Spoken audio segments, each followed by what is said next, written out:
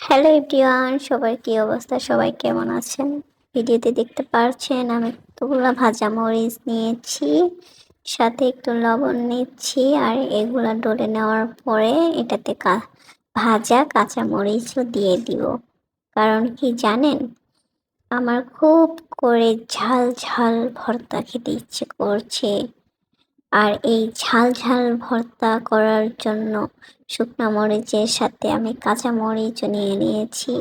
আর এখন দেখেন এগুলা ডলে নেওয়ার পরে এক রসুন দিলাম, তারপরে দিচ্ছি পেঁয়াজ।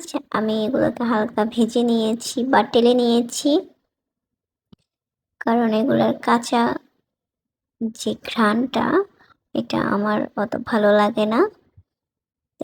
আমি এগুলো হালকা করে টেলে নিয়েছি। আর এখন এই ভর্তা দিয়ে যে যেটা খেতে চাইবে সে কিন্তু সেটাই খেতে পারবে। কিন্তু আমি যদিও শুকনা মরিচ বা কাঁচা মরিচ ভর্তা করে নিয়েছি, এটা আমি আলাদা করেও খাবো। আবার এটার কিছুটা আরও একটা স্পেশাল ভর্তা তৈরি করব সেই জন্য। তো স্পেশাল ভর্তাটা আপনারা দেখতে থাকেন, সামনে দেখতে পাবেন। এই যে আমার স্পেশাল ভর্তা, বলেন তো এটা কি?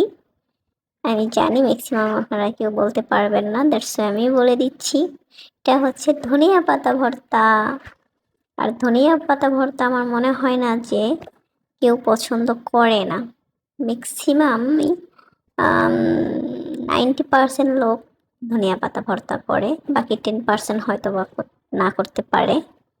এনিওয়েজ, তো আমি খুব সুন্দর করে হাতে মেখে ভর্তা করে নিলাম। ম্যাক্সিমামই মানুষ পাটায় বেটে ভর্তা করে, কিন্তু আমার কেন জানি না ধনিয়া পাতা পাটায় ভর্তা ভালো লাগে না, পাটায় বাটা। আমি সব সময় হাত দিয়ে ভর্তা করি ধনিয়া পাতা, মানে এরকম করে মেখে মেখে নিয়ে।